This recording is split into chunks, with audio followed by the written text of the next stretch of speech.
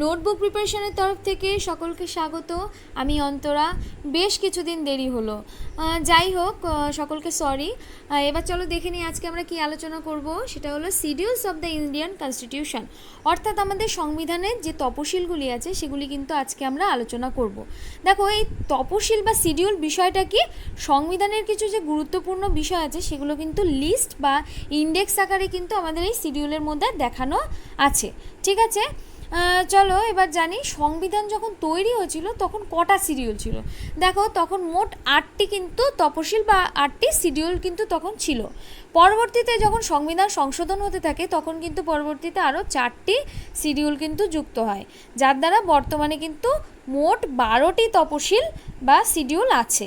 যেমন ধরো, নবম তপশিলটা প্রথম সংবিধান সংশোধনী 1951 সালে কিন্তু যুক্ত হয়, এবং দশম তপশিল 52তম যে সংবিধান সংশোধন হয়েছিল 1985 সালে তার দ্বারা কিন্তু যুক্ত হয়। নেক্সট চলে আসবো 11তম যে শিডিউলটা যুক্ত হয়, সেটি কিন্তু 73তম সংবিধান সংশোধন আইন 1992 সালে কিন্তু যুক্ত হয়। একই রকমভাবে যে সর্বশেষ তালিকা 12তম যে শিডিউলটা আছে সেটা কিন্তু আমাদের 74তম সংবিধান সংশোধন দ্বারা 1992 সালে কিন্তু যুক্ত হয়। তাহলে চলো দেখে নিই সংক্ষেপে ঠিক কোন কোন তালিকায় কী কী বিষয় কিন্তু আলোচিত রয়েছে।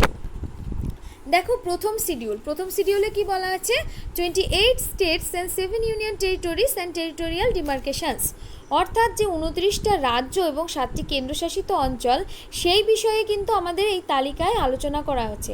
এখানে বলা আছে Delhi is the national capital territory, অর্থাৎ দিল্লি কিন্তু আমাদের এই ন্যাশনাল ক্যাপিটাল টেরিটরি। ঠিক আছে, এই বিষয়টা কিন্তু আমাদের প্রথম তপশিলে আলোচনা করা আছে। চলে আসি দ্বিতীয় তপশিল বা সেকেন্ড শিডিউল। দেখো, একে আবার কতগুলো পার্টে ভাগ করেছে। এই শিডিউলের মূল আলোচনা হলো বিভিন্ন অ্যাডমিনিস্ট্রেটিভ মানুষগুলোর বেতন এবং ভাতা নিয়ে কিন্তু এই সেকেন্ড শিডিউলে আলোচনা করা হয়। তাহলে দেখো, প্রথম পার্টে কি আলোচনা করা আছে দেখে নিই। Part A, salary and emoluments of the president আর গভর্নর্স অফ দ্য স্টেট, অর্থাৎ আমাদের প্রেসিডেন্ট এবং গভর্নরের যে বেতন ও ভাতা সেই বিষয়ে কিন্তু পার্ট এতে আলোচনা করা আছে। পার্ট বি, এটা এখন বর্তমানে নেই, অমিটেড, সেজন্য বলছি। পার্ট সি কি আলোচনা করা আছে, salary and emoluments of the speaker or deputy speaker or chairman or vice chairman of the Lok Sabha, Rajya Sabha and state legislative assemblies or councils, অর্থাৎ আমাদের এই speaker, deputy speaker, chairman, vice chairman, লোকসভার, রাজ্যসভার এদের যে স্যালারি অর্থাৎ বেতন ও ভাতা সম্পর্কে কিন্তু এই পার্ট সিতে আলোচনা করা আছে। Next part D, salary and emoluments of the জাজেস of supreme court and high courts, অর্থাৎ কি, যে সুপ্রিম কোর্ট এবং হাইকোর্টের যে জাজ তাদের যে বেতন ভাতা সেই সম্পর্কে কিন্তু এই পার্ট ডিতে আলোচনা করা আছে। নেক্সট আসি পার্ট ই, সেখানে কি আলোচনা করা আছে, দেখো, salary and emoluments of the comptroller and auditor general of India, অর্থাৎ যে comptroller and auditor general of India যাকে বলে ক্যাগ, তার বেতন এবং ভাতা সম্পর্কে কিন্তু এই পার্ট ইতে আলোচনা করা আছে। দেখো, এবার চলে আসি তৃতীয় নম্বর শিডিউল বা তৃতীয় নম্বর তালিকায়। সেখানে কি আলোচনা আছে, দেখো, ফর্মস অফ ওথ, অর্থাৎ যে শপথ গ্রহণ বিষয়টা সেটা কিন্তু এই তালিকায় আলোচনা আছে। দেখো, আমরা দেখে নেব যে কোন কোন পোস্টের কারা শপথ গ্রহণ করায় সেই বিষয়টা। দেখো, প্রেসিডেন্টকে কে শপথ গ্রহণ করায়, chief justice of supreme court, অর্থাৎ সুপ্রিম কোর্টের যে প্রধান জাজ থাকে সে কিন্তু শপথ গ্রহণ করান। নেক্সট আসি ভাইস প্রেসিডেন্ট, তাকে কে শপথ গ্রহণ করায়, প্রেসিডেন্ট। নেক্সট গভর্নর, তাকে কে শপথ গ্রহণ করায়, চিফ জাস্টিস অফ হাইকোর্ট, অর্থাৎ হাইকোর্টের প্রধান জাজ কিন্তু শপথ গ্রহণ করান। চিফ জাস্টিস অফ ইন্ডিয়া, অর্থাৎ আমাদের সুপ্রিম কোর্টের যে প্রধান জাজ তাকে কে শপথ গ্রহণ করান, প্রেসিডেন্ট। নেক্সট আসি প্রাইম মিনিস্টারকে কে শপথ গ্রহণ করান, তিনিও কিন্তু আমাদের প্রেসিডেন্টই করান। নেক্সট স্পিকার লোকসভা, অর্থাৎ লোকসভার স্পিকারের কিন্তু কোনো ওথ অর্থাৎ কোনো শপথ গ্রহণ করতে হয় না, এটা তোমরা সকলে মনে রাখবে। চলো দেখে নিই ফোর্থতম শিডিউল বা আমাদের চতুর্থ তপশিল, সেখানে কি আলোচনা করা আছে। Allocation of seats of states and union territories in the Rajya Sabha, অর্থাৎ রাজ্যসভার যে আসন ভাগাভাগি এই বিষয়টা কিন্তু আমাদের এই চতুর্থতম তপশিলে কিন্তু আলোচনা করা আছে। নেক্সট আসি ফিফথ শিডিউল। 5th শিডিউলে কি আলোচনা আছে? Administration of tribal areas of schedule, দেখো স্পেলিং একটু মিস্টেক আছে, ঠিক আছে, এটা ওই 3টা কেটে দেবে, শিডিউল এরিয়াস অ্যান্ড এসটিস, অর্থাৎ তপশিলি জাতি এবং উপজাতিদের যে প্রশাসন ও নিয়ন্ত্রণ বিষয়ক যে আলোচনা সেটা কিন্তু আমাদের এই 5th শিডিউলে করা আছে। নেক্সট আসবো 6th শিডিউল বা 6তম যে তপশিল, সেখানে কি আলোচিত আছে দেখো, administration of tribal areas of north eastern state, অর্থাৎ যে প্রশাসনিক কিছু সুবিধা বা শাসনতান্ত্রিক যে সুবিধা আছে নর্থ ইস্টার্ন অর্থাৎ উত্তর পূর্বাঞ্চলের কিছু রাজ্যকে কিন্তু এই স্পেশাল সুবিধাগুলো কিন্তু দেওয়া হয়েছে। কোন কোন রাজ্য দেখো, আসাম, মেঘালয়, মিজোরাম, ত্রিপুরা, এই 4টি রাজ্যকে কিন্তু শাসনতান্ত্রিক সুবিধাগুলো কিন্তু দেওয়া হয়েছে এই 6তম তপশিলের মাধ্যমে।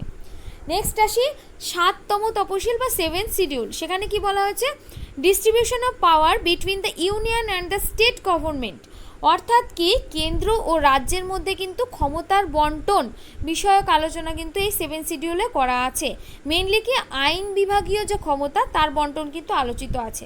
দেখো এখানে 3টি তালিকা আকারে কিন্তু ক্ষমতার বন্টন করা আছে। কি কি? কেন্দ্রীয় তালিকা যার আন্ডারে বর্তমানে 99টি বিষয় আছে, রাজ্য তালিকা যার আন্ডারে 61টি বিষয় আছে, যুগ্ম তালিকা যার আন্ডারে কি 52টি বিষয় আছে। নেক্সট চলে আসবো আমাদের 8th শিডিউল বা 8ম তপশিলে, সেখানে কি বর্ণনা করা আছে, description of 22 languages recognised by the constitution, অর্থাৎ কি আমাদের এই সংবিধানে 22টি ভাষা আছে সেই সম্পর্কে কিন্তু এই তপশিলে কিন্তু আলোচনা করা হয়েছে। দেখো শুরুতে যখন সংবিধানটা তৈরি হয়েছিল তখন কিন্তু 22টি ভাষা ছিল না, ছিল 14টি ভাষা। পরবর্তীতে কি সংবিধান সংশোধনের মাধ্যমে কিন্তু বাদবাকি ভাষাগুলো যুক্ত হয়। দেখো 21তম সংবিধান সংশোধনীতে 15তম ভাষা সিন্ধি যুক্ত হয়। নেক্সট 71তম সংবিধান সংশোধনী দ্বারা কিন্তু মণিপুরি, কোঙ্কনি, নেপালি ভাষাটা যুক্ত হয়। নেক্সট সর্বশেষ 92তম সংবিধান সংশোধনী দ্বারা 4টি ভাষা যুক্ত হয়। কি কি? সাঁওতালি, মৈথিলি, বোরো, ডোগরি। এখন বর্তমানে সব মিলিয়ে 22টি ভাষা আছে। এবার চলে আসি 9ম তপশিল বা 9th শিডিউল। দেখো কি আছে, এখানে আছে validation of certain act and regulation, অর্থাৎ কিছু রেগুলেশন বা অ্যাক্ট নিয়ে আলোচনা করা আছে। কী বিষয়ক? ভূমি ও ভূমি রাজস্ব বিষয়ক, ঠিক আছে। অর্থাৎ দেখো land tenure, land tax, railway industries, এই সমস্ত বিষয় নিয়ে কিন্তু এই 9ম তপশিলে কিন্তু আলোচনা করা আছে।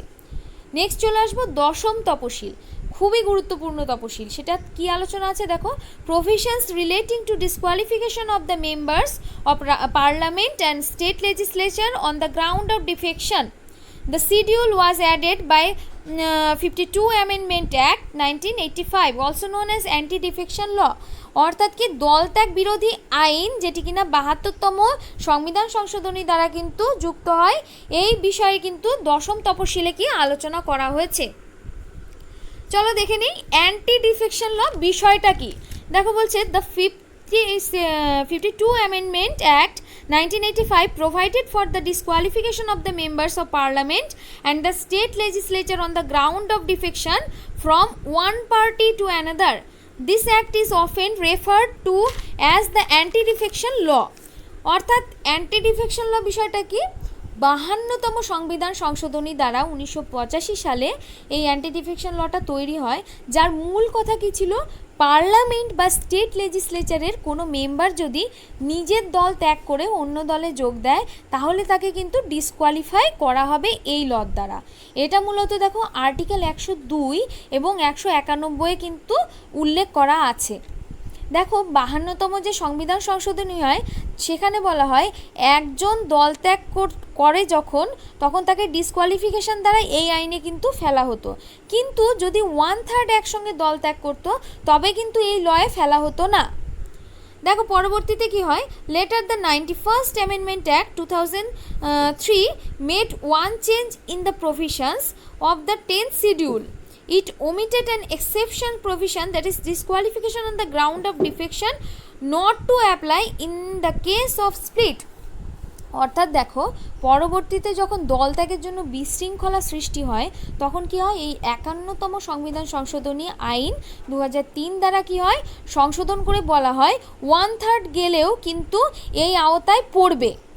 কিন্তু যদি 2/3 চলে যায় তাহলে কিন্তু আবার এই আইনের আওতায় পড়বে না। এখন আমাদের জানার বিষয় হলো ডিসকোয়ালিফিকেশন ব্যাপারটা কি। দেখো ডিসকোয়ালিফিকেশন হলো একজন অন্য হাউসে যদি চলে যায়, সে লোকসভা হোক বা রাজ্যসভা হোক, তাহলে কিন্তু এই ডিসকোয়ালিফিকেশনের আওতায় পড়বে, ঠিক আছে। আর সেকশন 6 অনুযায়ী কি এই ক্ষেত্রে স্পিকারের যে কথা হবে সেটাই কিন্তু ফাইনাল হবে। দেখো এক্ষেত্রে মনে রাখবে স্পিকার বা প্রিসাইডিং অফিসার এরা যেহেতু নিরপেক্ষ হয়, তাই এদের ক্ষেত্রে কিন্তু ডিফেকশনের আওতায় পড়ে না তারা, ঠিক আছে। চলে আসি 11তম তপশিল বা 11th শিডিউল। সেখানে কি বলা আছে দেখো, specifies the powers authority and responsibility of panchayats, অর্থাৎ পঞ্চায়েতের যে ক্ষমতা দায়িত্ব সমস্ত বিষয় কিন্তু এই 11তম তপশিলে কিন্তু আলোচনা করা আছে।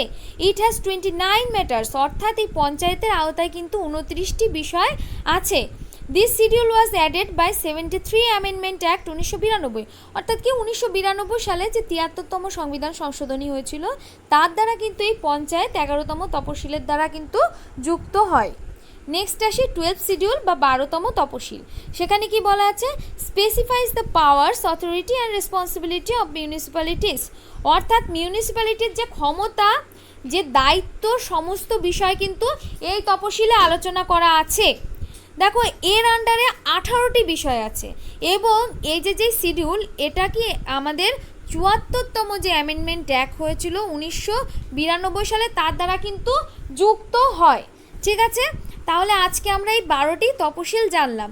পরবর্তীতে ভিডিও দ্বারা কিন্তু আমরা আরও অনেক বিষয় কিন্তু সংবিধানের জানবো। তোমাদের যদি ভালো লেগে থাকে তাহলে অবশ্যই সাবস্ক্রাইব, লাইক এবং শেয়ার করবে। Thank you.